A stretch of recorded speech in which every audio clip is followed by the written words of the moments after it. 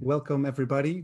BIJ1 is a young party in the Netherlands, founded by former dancer, TV and radio host, and entrepreneur Sylvana Simons.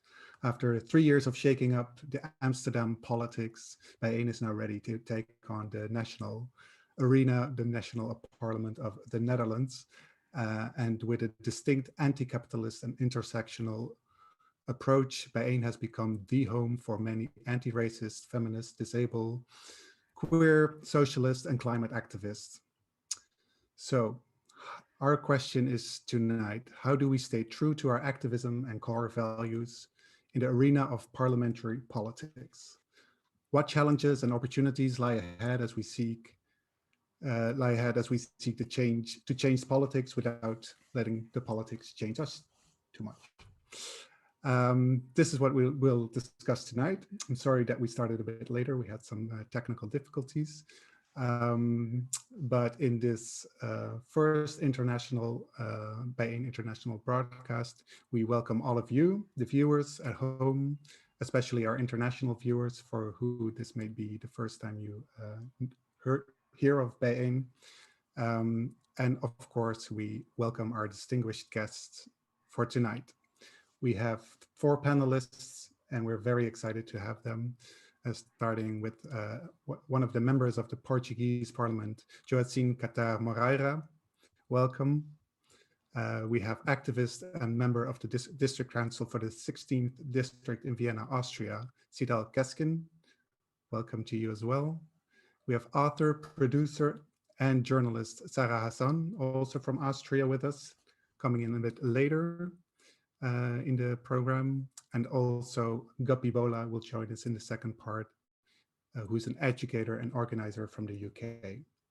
So that's our panel of guests, but we also have Quincy Gario here, who is an activist, an artist mostly, but also the number 2 on our list, because we have the national elections next week. So welcome to you as well, Quincy. Good to do this with you. My name is Bart Meiland. I'm also a candidate for BIJ1 and your host tonight. We also welcome our interpreter, Denise. She will be providing the live captioning tonight. And we do a quick shout out to Sharita, who is our technical host. And of course, the program was not possible without the help of Sayan, Maarten, Ramon, Camille from the BIJ1 International Group. And if you want to join them, let us know, because Dutchies all over the world are welcome to join our BIJ1 International Group. Okay, so the evening is divided into 2 parts. First, we will hear from and speak to Joacine Catar Moreira and Sidal Keskin, who will give a 5-minute or a bit longer introduction to their view on the delicate dance between activism on the one hand and parliamentary politics on the other hand, because that's the topic for tonight. And this will be followed by a short reflection of Quincy Gario and a discussion among the panelists. And then after a short break, we will give you a while to ease your mind and take a bathroom break and get some more tea. But then we will continue in a similar panel setting and with introductions with Guppy Bola and Sarah Hassan. So if you have any questions during the conversation, please let us know in the chat. We're streaming live through YouTube and Facebook, and hopefully you can find the settings for the chat. And then you can ask your questions, and some of them will be transferred to us, and we will try to answer them within the conversation itself, but we don't have a lot of time, so make them very, very sharp so that they will be picked.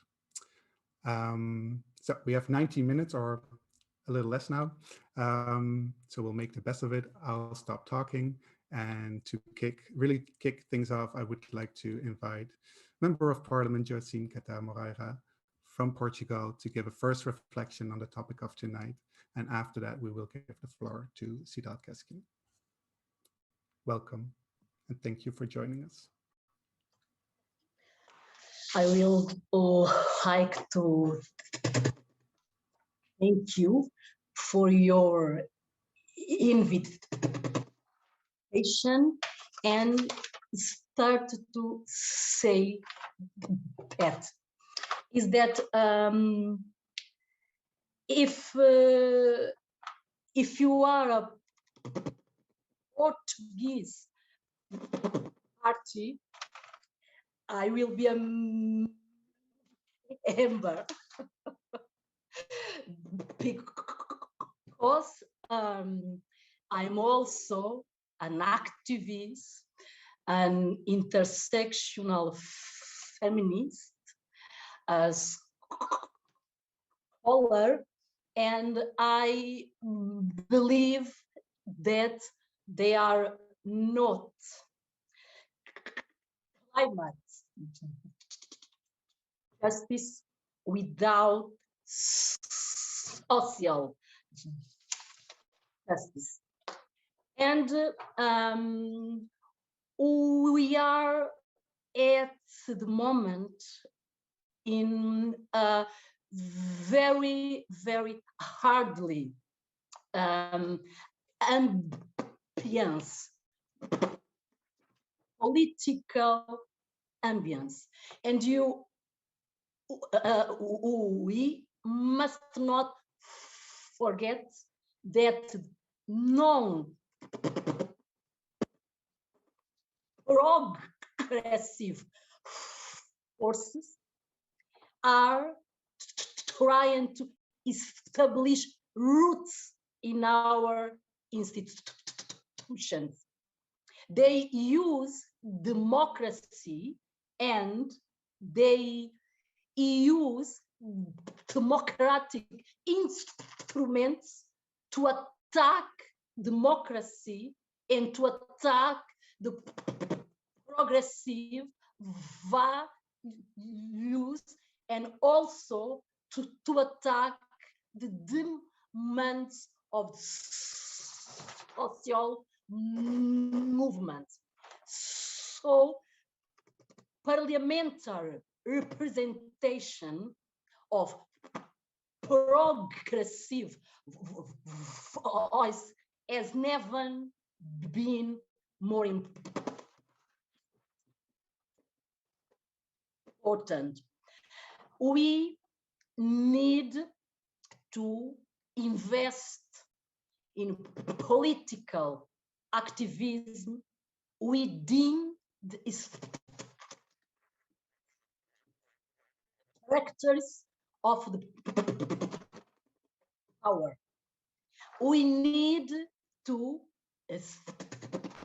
stay in all institutions.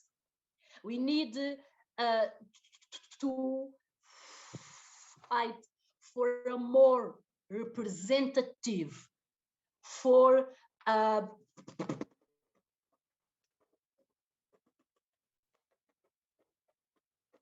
political representative. That it's not the same of representation. Yeah. When I was a candidate, I always said that I am the intersectionality. No, because I'm a woman, I'm a Black woman, I stutter a lot when I speak. I'm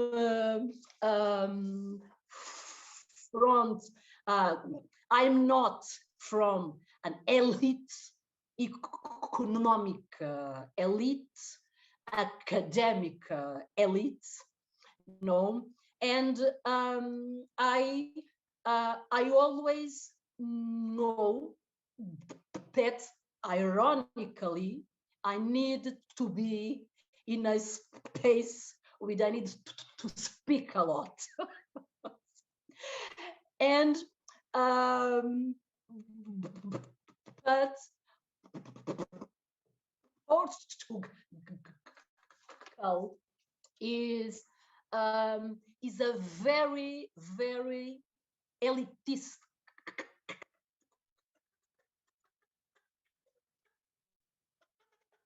country, and is is a country with the identity is related to the colonial era.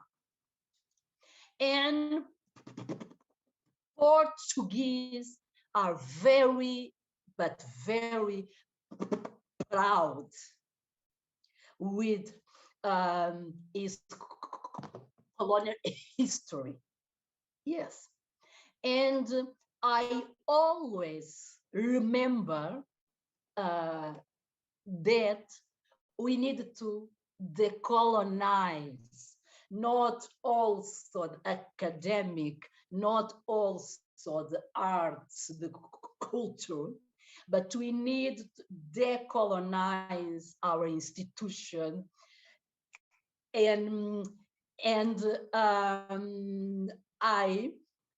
I always say that this is my mission. Yes. And yes, of course, it's very important. We embrace an ideology. We embrace the fight for the institutionalization of our fights. Yes. And yes, his his I I need to tell that I didn't came to his streets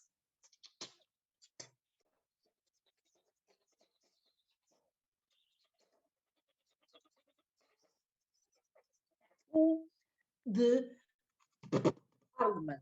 This is impossible in Portugal.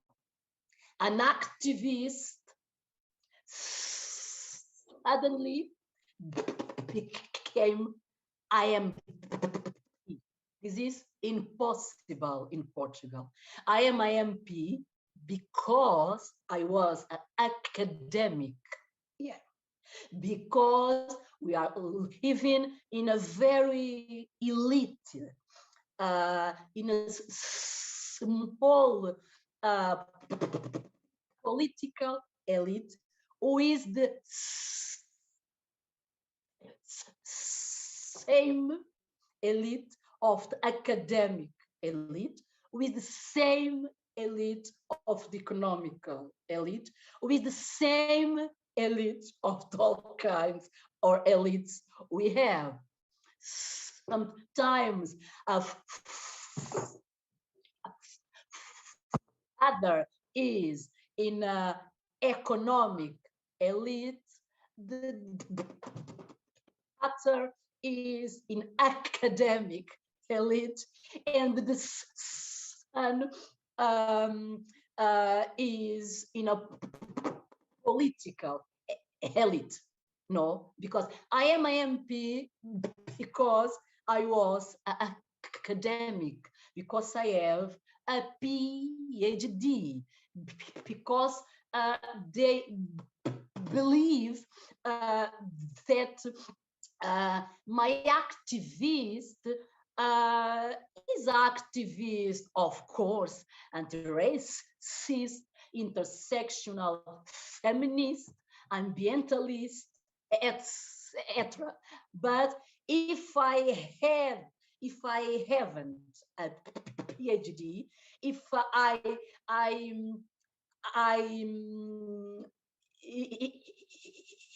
if I'm not a part, if in academic elite, I don't know if they will think that I am the right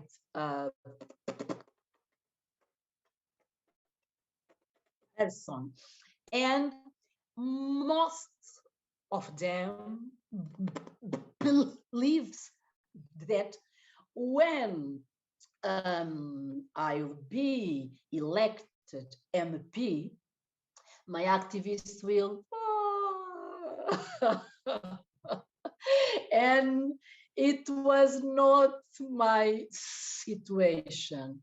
When I was elected MP, all my English is horrible. I'm sorry. Uh, but when I was elected MP, I saw, yes, now there is an activist in the parliament, and I am an activist. I'm not IMP, I'm an activist. And what I do with the legislation, the laws, with my reivindication, it's the same reivindication of an activist, of an intersectional activist, of a black woman, and this is this origin. These are the origin of my independent situation. Yes, right now. Okay, thank you. Thank you so much. Very interesting to hear, and good to know that you haven't lost the activist streak within the parliament. We'll talk about that some more later on. So thank you for now, and I'll ask Sidal to unmute and give an introduction to the question at hand. So yeah, I find it's beautiful that Justine already said that was also something that I wanted to point out, is that I see myself and my other comrades at Links who are in the district councils, not as politicians but rather as activists. And I think that's also a point, that it's not just a phrase that we continue to say, it's also how we approach doing politics in the legislation parts that we are taking place, because we don't make politics to profit from it as individual people and make a career out of it. We want to have real change in the society and in the system that oppresses us all and a lot of other people, that and that's our main aim, to be part of the process of achieving changes in the society for a more for justice for everyone and for a good life for everyone. So yeah, how my approach would be, that was also something that we were talking about at Links in our conference for the 8th March. It was from a rather feminist perspective, but I think you can apply it for a lot of fights that we, for a lot of struggles that we are part of, is that different places have different problems and therefore individual needs. For example, when we take Vienna, we have 23 districts, and all of these districts have collectively the same problem, but also very individual problems. For example, districts where more educated or less educated people rather live, or districts that are much poorer and have or are facing the problem of raising rents, for example, or districts where a lot of migrant and BPOC people live. So what we have to look for is the individual needs of the places that we are doing the representative politics, but also don't forget the overall focus of fighting against racism and capitalism and sexism and all the systems that are also connected to each other that we fight against. So, and since all these issues and all the systems, these oppressive systems that are linked to each other, we also have to make a fight where it is intersectional, as also so Jocelyn said this, because if we fight against capitalism, we have to have an anti-racist approach, because that's how the system that's also a system that upholds capitalism. Also patriarchy upholds capitalism. So if we fight intersectionally, that's how we can not only be more successful in this process, but also we make our activism spaces more accessible to more people. And that's something that we have to ask ourselves a lot. Is the space of our activism accessible for everyone? Are these spaces accessible for disabled people, queer people, for women, and for poor people also, or people who are raising children alone? And there are a lot of aspects, and these are tactics that we also can't decide on ourselves as people who are not facing certain problems. We have to involve people who are under attack of racism, for example, or sexism, and take their perspectives and find a common way to have a common space together where we fight for the same struggles. So yeah, and I think what is also something that that might be can be connected with how links in Vienna got into the but how we act in Vienna, and how BIJ1 can have an approach and which might connect our way of doing politics, is that we are not afraid to have a radical point and point out the core problems of the systems, and not only do like leftist liberal politics, but be radical. And because that's something that we denormalized in politics, is having a very radical approach and addressing the system as the main problem of all the things that oppress us, and for all the inequality and injustice that we are facing. Like, as it is also in Netherlands, the problem, as much as I know, you're having elections because there was some affairs and scandals that came out in the government, and we are in a very similar situation right now in Austria. But this is also something that doesn't scare people off to vote for these parties again, because we the trust that people have in political parties is already gone already. So they think, okay, I want to vote for a conservative party because that's like, there is a tradition of voting for some parties without even questioning what they are doing, because there already is a very low level of trust into politicians and into parties. And I think there's also something that we can win back by being radical and by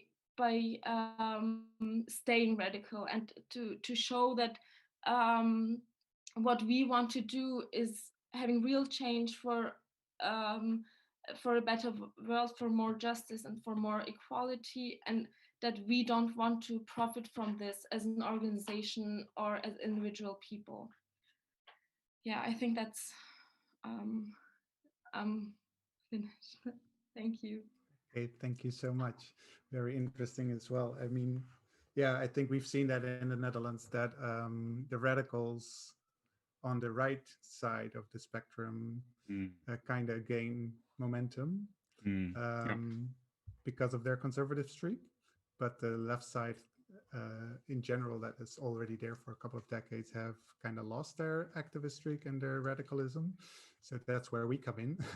We have a lot of disappointed people from other parties joining us. So Quincy, normally I would have asked you to give a reflection on what you just heard, but I'm proposing now to just start the conversations between the 3 or 4 of us, given we started a bit later. I mean, for me, what was really interesting that you brought to the fore, Joacine, was the need to be there in the centers of power. You said representation is not the same as representation of representative politics. I think that's really important because people sometimes forget what that actually means. And I think what was interesting in the way how that tied together also with what Sidal said is this want and this need to question the system, that the system itself is broken, doesn't function for us. And I think in both cases, with Portugal and with Austria, you have this sense of the past, which is still lived on true in the politics of the present and the politics that we imagine for the future. I think my question then for Joacine might be, how do you tackle that colonial past in politics? Yes. Last year, I made a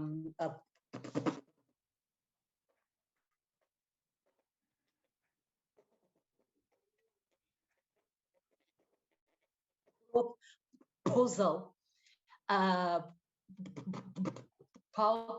the decolonization of the knowledge and other about the colonization of culture. It was it was horrible. It was just horrible. All the intellectual elite attacked me. Political elite attacked me because we are demanding the idea, the mythological idea of national identity, of the glorious past, the empire,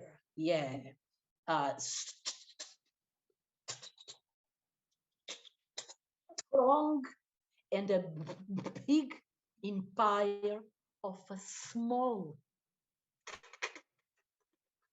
country. Yes. And when we talk about the colonization, everyone, the more left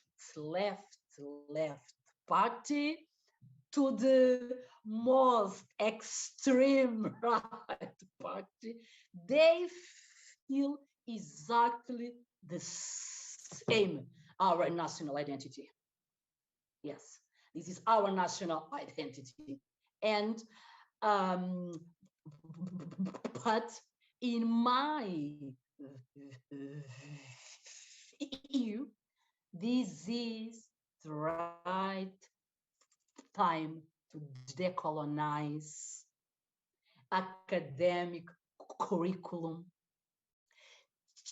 change the way we teach history, because they teach history with heroes. Yeah. Portuguese and was a hero who did convert Africa and Asia and South America. Yes, we need to speak about slavery. Slavery with a big S. Like you write Holocaust with a big H. Yeah. We need to start to change the way the invisibility works within the minorities, ethnical minorities, racial minorities. We are here as century, but we are completely invisible. It's ironic that I was the first woman, no, not the first woman, the first black woman in front of a party in the election, a big national election. But I am not a normal woman. Yeah, I'm a woman who is do worse than this because I am not. They always told she's cannot be a MP. She don't speak like a MP. She don't act like a MP. She don't think like a MP because I'm not a lawyer. I am in the social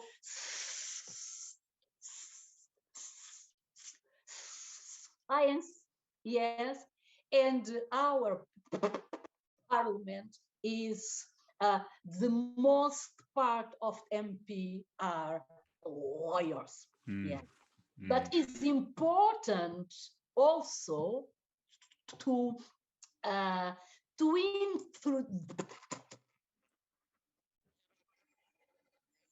introduce other language in our parliaments that is not juridical language. This is a social language. The language with who is the language of the normal people, common people. Speak the language of the social movements in the parliament. And when we speak about intersectionality, we need to remember that the importance of the intersectionality is because the violence and oppression are also intersectional in all areas of our lives. Yes, in all areas of our life. Emotional area, physical area, academic area, social, economic, etc. And this is exactly what we need. Intersectional approach is important for decolonization. um, is this. Thank you. Um, that's amazing. There's a lot there to unpack. So I think after this session, we definitely need to talk about starting up a Portuguese by AIM department. Let's do that. And Cedal, I mean, I think there's a lot there which connects as well to this notion of intersectional approaches for collective problems. Because in your presentation just now, you also talked about the necessity for local approaches to understand local problems, but which are connected to collective issues that we all deal with. Um, and I was wondering in the ways in which that is done, that you learn from those approaches from each other. So how does that happen between the chapters? How do the different chapters learn from the local approaches? Um, I think that the local chapters bring us to the collective ones, because let's say in the 16th district, where I am in the district council, it's a district with a higher population of migrant people. It's a rather poor district, and it's a district that is facing gentrification, and therefore the raise of rents, where it gets harder for people to afford their rents. Um, that's a socio-economical, but also an anti-racist approach that we have to follow here in this district. And right now I'm trying to do a lot of research of what kind of collectives and smaller groups are already active in this district. So even if they're not part of our party, they still have experiences and approaches that we can learn from. And there are a few feminist collectives here in this district. So we can see what kind of work is already happening, and what can we give them, and not only take from them, but also learn from their experiences, and learn from their perspectives, and why they do certain things in certain ways, and and taking all these aspects together, and then finding a way to fight against racism and sexism and so on, will bring us to the collective fight against these struggles. Um, and in the end, we all fight for the same thing. But the way that brings us to this process is have to be different sometimes. I think that's a connection that is there. Um, so yeah. Oh, great. I think I think we can really learn from that as well, because now in the Netherlands, by Ain has like all these different chapters throughout the country, and like you say, different parts of the country are dealing with different things. Gentrification in one part, another part is dealing with education levels, another part is dealing with care, which is retreating because the amount of people living in a city are becoming less and less. So this is definitely something we can take along in thinking about how to grow further and what to do next. Yeah. Yeah. Can I jump in with a question? Because I heard you say, Sidal, that your party consists of a lot of people who don't necessarily want to be in politics, but are really feeling that it's necessary for their voices to be heard, but it's not about the career or anything. And I think I speak for most of our fellow candidates, Quincy included, that we're kind of the same. We don't really want to do this, but we feel like it's inevitable and necessary to do it to protect our interests. Um, do you have a kind of advice? How can you, with that motivation, uh, survive a political arena that is so different, of where people, so many people are different and are about the jobs and about the career and status? Actually, there are a lot of things that motivate me, and I would have never think that these things could motivate me when I first when firsthand, people asked me if I could imagine candidating for a chair at the district council. It's, I mean, like most of you and most of us at Links too, we come from radical fights, and in street activism, it's not a usual thing to have big trust in parties and in legislation and representative politics. But I think how we can have a revolution is also being part of a lot of levels where politics happen and political change can happen. And that's something that is necessary, or we see as necessary, and it's an aspect that we can use, but not only focus on that one. So um, we don't stop with the representative politics that we do in the district councils. We still do projects, and we still have we still plan on having campaigns that still happen on the street and still are based on street activism. But we connect these things, so we do go on the streets for certain issues, and then we take those parts of these fights who can be brought into the representative politics in the district councils or in the city council, and then connect these connect these two levels with each other to approach them, to get some change happen. Um, what is also very empowering and motivational to me as an individual person is when when I go into the district council and when I talk about certain things and address certain things, I see the faces of white people and of male represented people, and they feel uncomfortable and they feel threatened because women and trans people and non-binary people and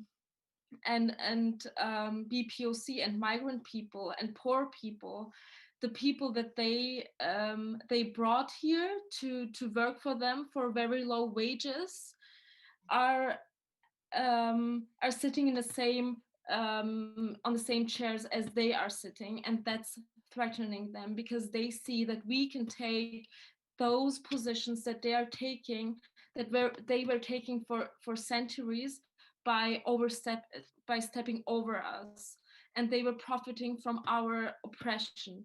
And now they see that the people who they were profiting from the oppression of can also achieve these positions, and that also very motivates me a lot. But it's also political, but it's also an individual experience that I have. And I think that's also a thing that is important, that a lot of leftist parties, in my opinion, in Austria failed to do, because they involve migrant people and BPOC and queer people and poor people too, in a very tokenizing way. They just are visible on some pictures when it's about racism or when it's Pride Month or something like that, and it's still white and male represented people. It's a very low number of migrant people and BPOC in their actual chairs and lists of candidates. But at Links, we don't have migrant people and queer people and BPOC and women just because we like to have them on our pictures for social media. Our perspectives are valid, and it's a space where we bring in our experiences and our views, and collectively build a program based on these things. And I think that's the point that a lot of leftist liberal parties were missing till now. Yeah. Yeah, totally agree. Unfortunately, we have to get to an end of this part of the discussion of tonight's. I wish we could continue because it's very fascinating, and but we have two other guests waiting, and we want to give them some time as well. So apologies for starting late and having to cut it short a little bit. But thank you so much, both of you, for being here, for taking your time. We do look forward as a party, and I'm very serious about that, to strengthen the ties with our European friends and global friends, actually, and allies, because we really need to make this a global movement in order to be successful, because we cannot tackle capitalism if we are doing it as tiny countries, and all the other things that we want to achieve. So let's stay in touch. Let's talk again. That would be very nice. And for now, thank you. And we'll go to a short break, a few minutes, and then we'll return with Gopi Bola and Sarah Hassan. Thank you. Bye.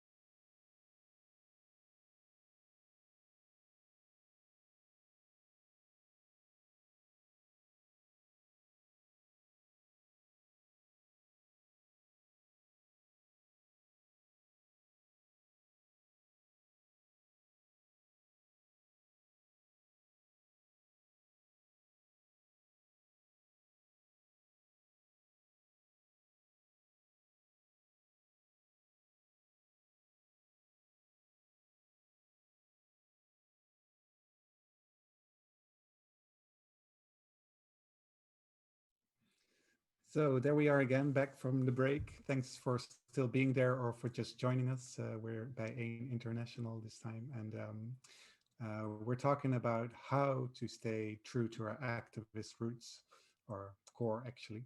It's more than roots, it's everything. And we just spoke to two people who are already elected as an official, as a representative, but now we'll talk to people who are a little bit more outside those representative bodies.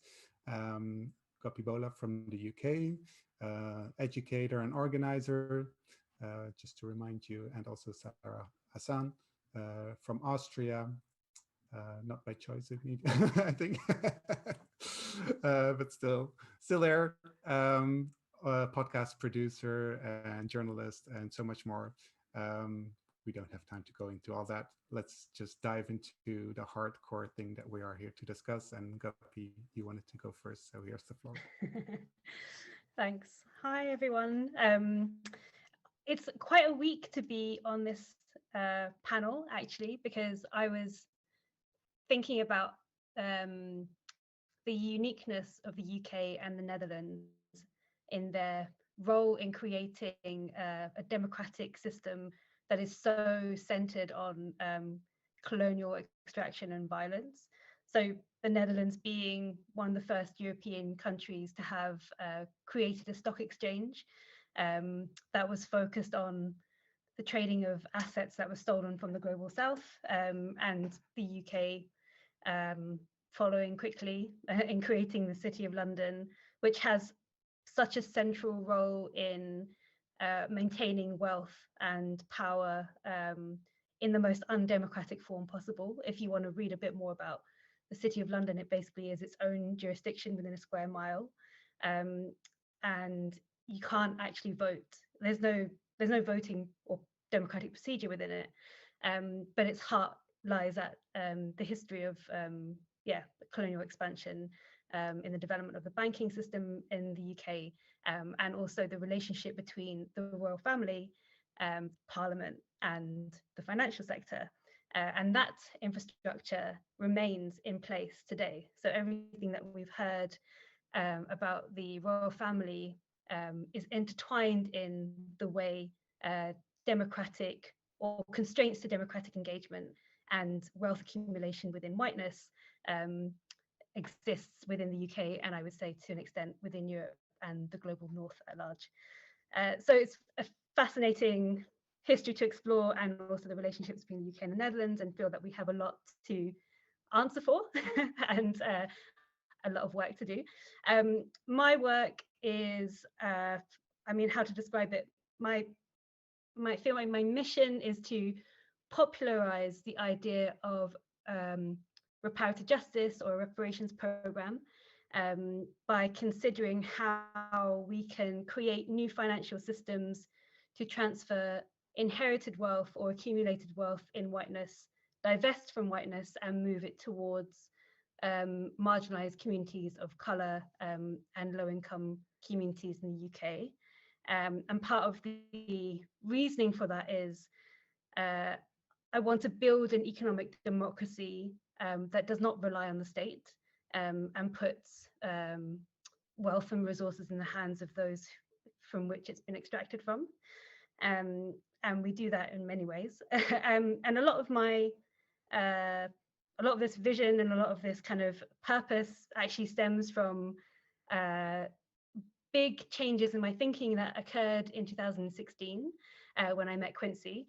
And actually, when I thought about this, I realized how important that meeting was, because it was 2016, we were in Barcelona. I was had a role in organizing with European activists around democratic participation. And at that point, it was when Barcelona en Comú was really popularized and doing some really great work in Barcelona. And Quincy had come to a training that we were running, but he and I were the only two people of color. And his question, or his provocation, that I think no one in that space had really considered, was just how undemocratic the the definition of democracy is, or like our idea of democracy and where it stems from and who it engages and how restricting it was and still is. And we talk a lot about the last 100 years of, you know, the women's vote and then the civil rights movement, and we believe, or we tell ourselves, that we've done everything possible to engage everyone in the political system. But actually in the last 30 years, with the absolute drive forward of neoliberal forces, we have demolished so much democratic infrastructure, not just at the political level, but also within social movements. And I think that's something that I find really interesting when we ask this question about what do radical political parties who are made up of activists need to remember or need to do in order to maintain their radical roots. And it isn't necessarily just the role of the political party, but it's also still the role of the movement and the activists who are not within those institutions. There are just tons of things to think about when you consider what this means. And I think one of the questions I think about really is like, how much divestment has happened from movement infrastructure? So for example, in Barcelona, one of the reasons that there is this kind of natural political engagement has got so much to do with the space and the resources that are available. So thinking about like inclusive spaces, public squares, social centres that are run by the state, the fact that squatting is still available, and still something that like enables people to gather and to discuss. But within the UK, we've had 10 years of austerity, which has closed all the social centres. We don't have the weather for public spaces, so we don't really gather outside very often. We've also just severely individualized activism, and we've lost the collective means to organize together. And so one of the things that I'm interested in is, how do we invest in democratic practices outside of the political system? So cooperatives, worker cooperatives, collective ownership of resources, ways in which we could just continue to try to negotiate and engage in conflict with each other that doesn't rely on us to just turn up at the ballot box every 4 years. And for me, that practice is essential, because it's where we learn, it's where we kind of engage in our own, I don't know, what's the word? I don't want, there's one word I don't want to say, but I'm not going to say it. Where we engage in things where we can move forward in our understanding of the world and our understanding of others. And sorry, this is just classic. My partner has just come in and distracted me, which is why my train of thought has just gone. So I will end by saying that part of the collective work is also essential for healing justice, that in both the political spectrum and in our activist work, we need to engage in a practice of healing justice, because the state and the political system has created so much trauma and so much violence that we will never be able to have effective political actors within the political system unless healing justice is central to the work that we do. That's great. I'm pretty sure that Quincy will pick up on that last part later on. Let's go straight to Sarah. Thank you. All right. Okay, cool. Hi, thanks for having me. My name is Sarah Hassan, and I think today we've already heard so many inspiring stories, and I think it was really also very important for me to learn how a different kind of politics is indeed possible. But I hope I'm not being a killjoy here, but my take is coming from a slightly different angle now. But I think what I'm doing more is now like describing the methodical working of white supremacy in politics. So I've been working in the field of political communication and advocacy for years now, starting off for human rights NGOs in Vienna, and then later as a political advisor for the European Parliament. And lately, I've been working a lot around the issue of power and abuse of power. And so this is also the lens that I apply when I'm observing this intersection of activism and politics. And so in the last couple of years, I've seen it time and again that activists became politicians, and there I always saw like a certain dynamic that kicked in as soon as people got into office. And this dynamic just kept like repeating itself over and over again. And that's when I started to take a closer look at it.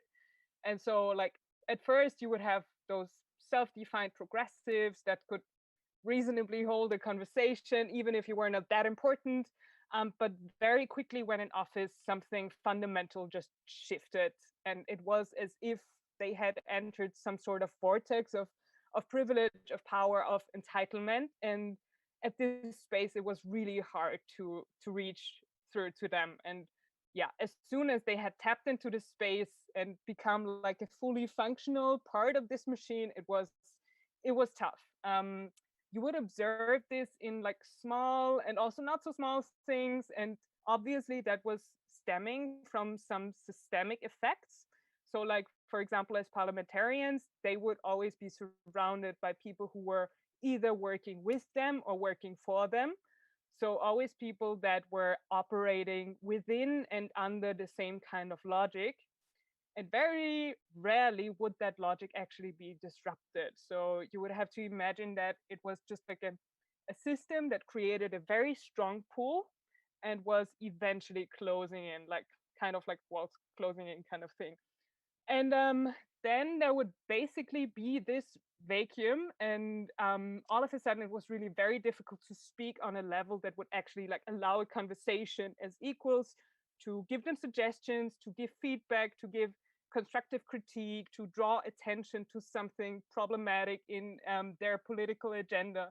That would all of a sudden be an audacity. And I think one of the really problematic aspects here were that in maintaining that self-image of we are the good ones, of we are the underdogs, they would really ignore the fact that something had already shifted, and they wouldn't acknowledge their different position now. But in remaining in this position where they would still see themselves as these underdogs, like the position that they would always be like right or still fighting the good fight and so on, that would make it even harder and would make them even more immune to critique from the outside. So basically what they would do is like swing from one side, activism, to politician, whenever it was like necessary, but they wouldn't actually embrace the intersection of it. And what was really important for me to realize that this wasn't really something personal, but so of course, like some people would get drawn into this quicker or in an uglier way than others. But basically, so I would see that like popping up, and I was like, even this person, how can that be? But then I realized that this wasn't actually about like character or personality, but it actually shows how our political systems are carved out, how they function, what their function is.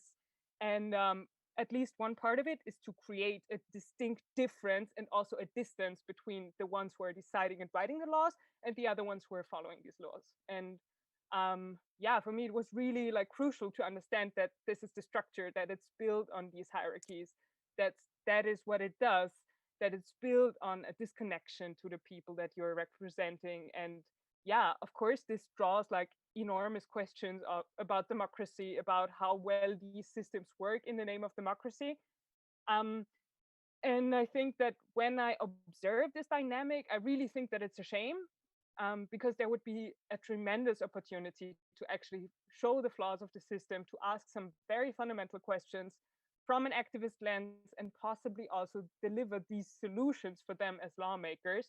So actually to do just that, to decolonize the institution, as we heard earlier today. And when activists actually get into these parliamentary positions, it's a powerful place to be in, to like have a foot in both worlds and to have so many tools at hand from both worlds. But every too often this opportunity was missed.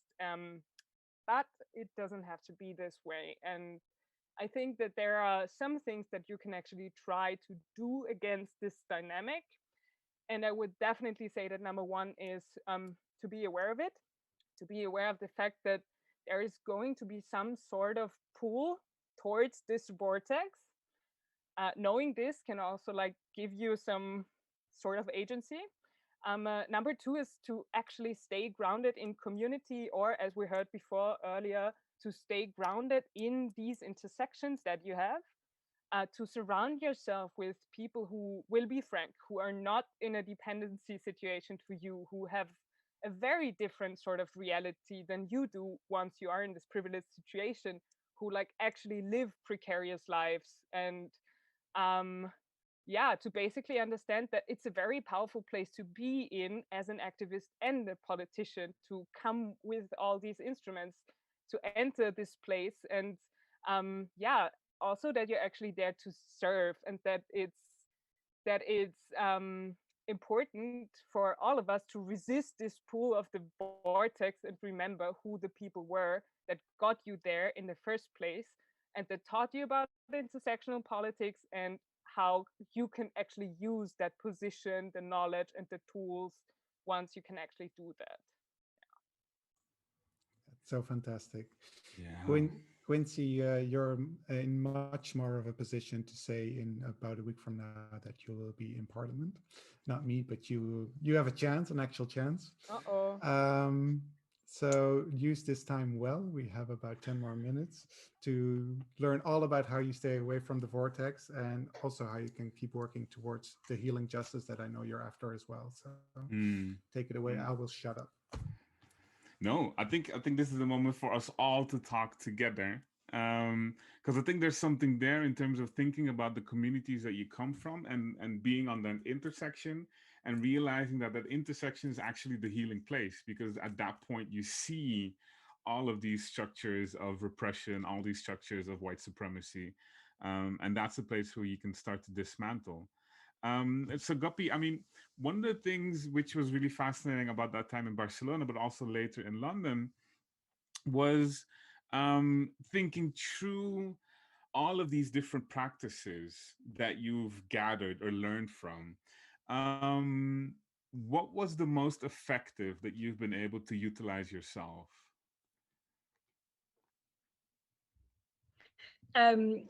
Just clarify, practices for healing justice, is that Yeah. right? Yeah, I mean, it's interesting. It's such a personal thing. Right? I recently, very recently, did journal my journey of the last 5 years. Basically, about 4 years ago, I went through something very traumatic, but traumatic for me in my context as someone with quite a significant amount of privilege, and has taken me 4 years to process that, and the various kind of the various parts of that journey that enabled me to understand my positionality and therefore my strength, was really just working and building the stronger relationships with people of greater difference to me. That it's such a weird thing. It really is the answer, because you're I don't really know what accountability is if it's not that, like, and that is necessary, because the healing justice can't happen really as an individual, right? It has to happen collectively, otherwise it's not reparative in any way. And the thing that drives me mostly is I'm from a public health background, and my study is health inequalities, but I know that health inequalities are not natural, they're political, they're formed. We can determine them because we know that people of color exhibit more health problems. It's not because they're inherently weaker, it's because they've been weakened because of the structures around them. And so they are more susceptible to picking up diabetes, heart disease, anxiety, everything that you can that is otherwise determined as a behavioral illness. And knowing that, moves me towards what the conditions are for collective healing. And I think part of that is, just seeing investment in the right places, as well as,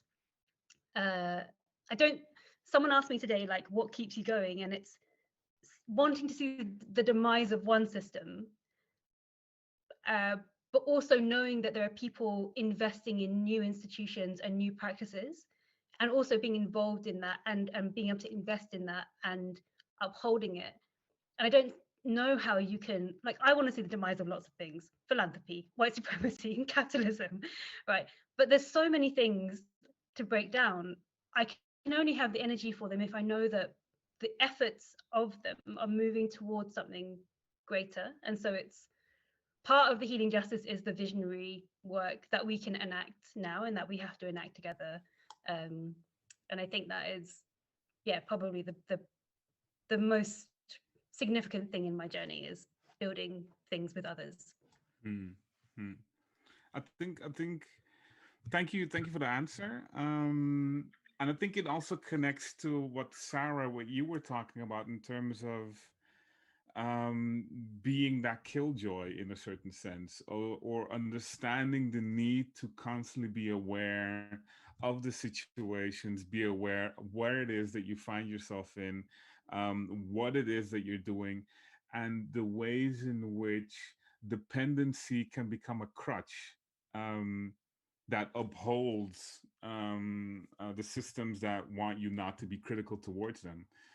If we look at these different types of systems of privileges that you get through electoral and parliamentary and representative politics, what ways can we break that when you're in there? That's a huge question. That's a Sorry. huge question indeed.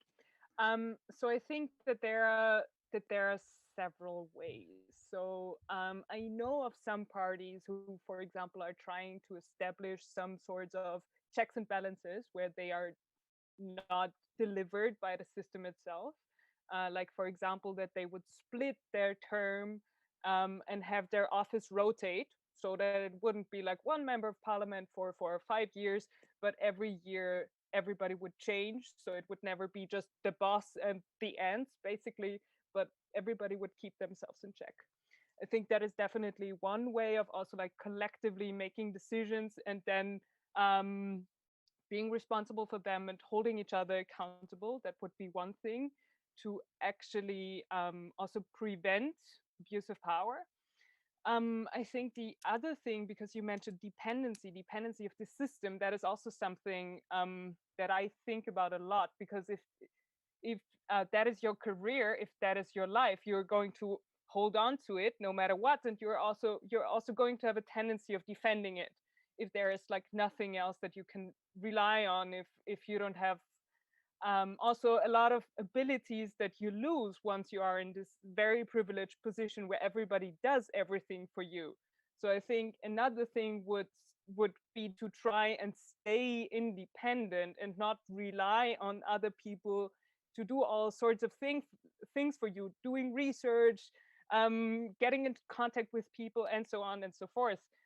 And I think what would also be important is ego work. Um, because yeah, that is just in probably every political meeting where you're in, that is just something that is so tiring for everybody when it's not about the thing at hand but about the people. And the thing is, like, I think that's a tough one for politicians, because everything is communicating you otherwise, but this is not actually about you. You are just a vessel, and that's, I know it's a hard to swallow pill, but but the thing is, you're a vessel, you're representing, and trying to like put as little as possible ego into the whole thing will make it easier for everybody, because you can keep things going, you can make processes work and not get stuck because somebody's particular interest is whatever. um yeah, so I would definitely say that in order to stay in a position that can be critical of the system, you should be in a way independent enough to still take a critical look at it. You should also stay connected with the people who actually got you into this position, and also establish checks and balances where you think in the very beginning it would be important, because later on you might not think so anymore. Thank you. I think that's definitely important, especially this idea of making sure that you don't become dependent on the system that you want to dismantle, because then you'll never dismantle it. You know. Exactly. Yeah, I have pretty a lot of faith actually in Quincy doing that, because he's been quite a disruptor in many ways in Dutch society, in a constructive way, but always keeping his independence and his sharpness and his connection to the communities, like we talked about before. So I'm quite sure you can do it. We do have to close off, so I want to invite our speakers to say one more thing to inspire us as a party, if you have something.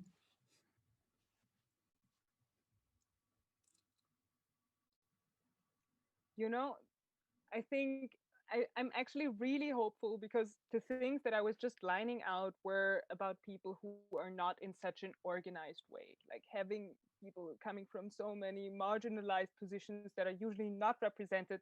That gives an enormous amount of strength and hope. And I think that is the best possible way to start off. And so I have a lot of hope for you, and we'll look very closely how this is going.